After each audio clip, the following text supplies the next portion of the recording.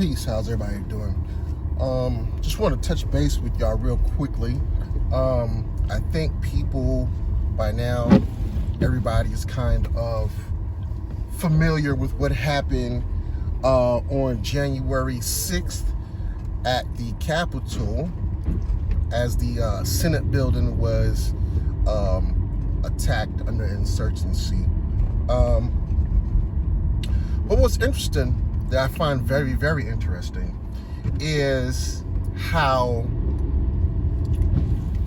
all of a sudden the news media, all the news media outlets, your ABC, your NBC, your MSNBC, your CNN, Fox News, all of them are acting all surprised about all these various white supremacists and white nationalists that they're finding was inside of the different police departments and in the ranks of the military and all of that. They're acting surprised and shocked.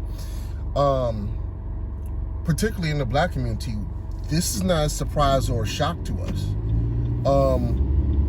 We know that, well, for one, we've always said there needs to be a more thorough vetting process, because we know that the way many of these cops are operating, the way they address and engage us, is not from like a real position of like, okay, I'm just doing my job. You could tell the intent and the amount of rage and anger that they engage us with, as compared to when a white person commits the same crime. They're far more aggressive, far more intense with it. We said there's got to be something more to this. There's a racial component to some of the policing that some of these police are executing. And so in 2006, sorry, I was in my coffee. 2006, the FBI released a memo saying, hey, we found out that white supremacists have infiltrated all areas of law enforcement. And they put that FBI memo out. Now, people choose to ignore that. Even our own representatives and members of Senate, they've ignored it. We have constantly been telling, like, yo, y'all need to do something about this, because they're masquerading as cops, but they're operating as racists under the color of law. And so it's hard to really hold them accountable, because they're hiding behind that badge and shield. And so with that, there's supposed to be a certain level of trust, integrity, valor. You know, there's some respectable level of duty that is given to law enforcement, right? So it's hard for us to get the judges and the lawyers and you know, your representatives and congressmen to say, hey, listen, we gotta look at these cops, because there's some racists in here. The police unions will bolster up and posture with firm disregard that, you know, there are no racists within the white supremacists within their ranks.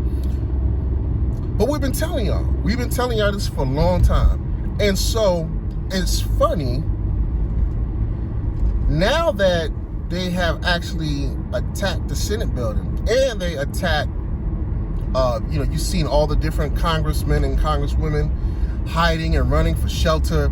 They broke into Nancy Pelosi's office and stole her laptop, put their feet up on her desk, took the lectern. You know, they came in with the zip ties. They came in with guns. They killed the police officer. These guys, I mean, you know, and so as they come to find out, these guys that were doing all this had ties to all, and then some of the policemen, and even find out some of them are military. Come to find out, these people have all types of ties to white supremacist groups. And we're like, okay, now you're acting surprised? We told y'all dumbasses this from years ago.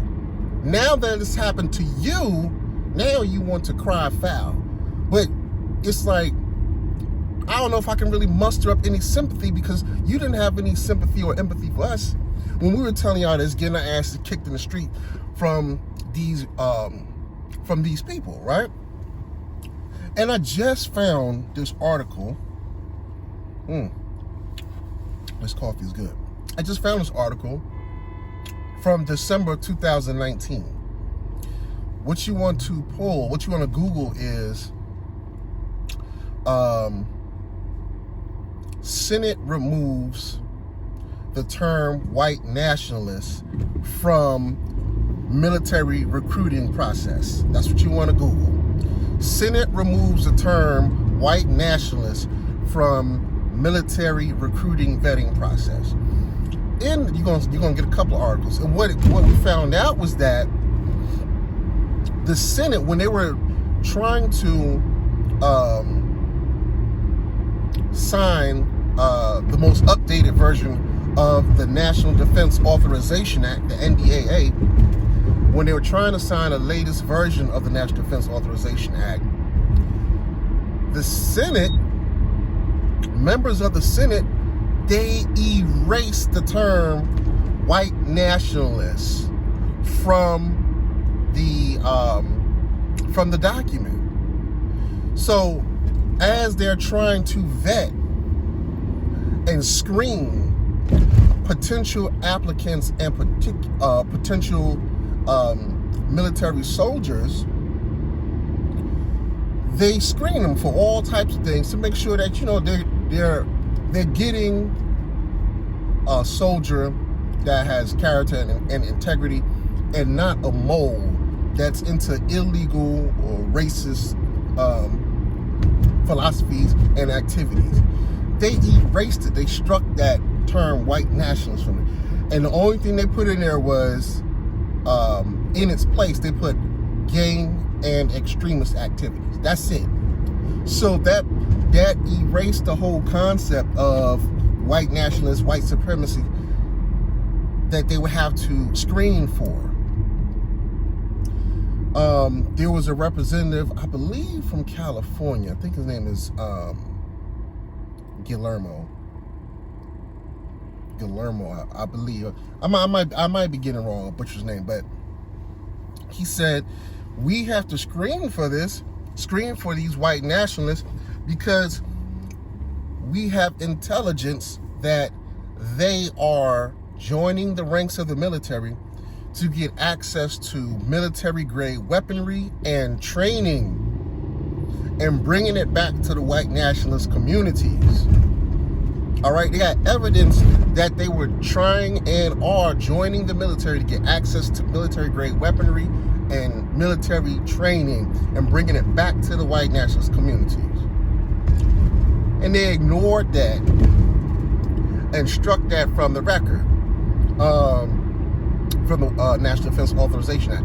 And so the only thing now they had left was to really use the FBI and CIA's, they have a tattoo and graffiti database, and what was the other thing they were using to kind of help screen and vet? But that's it.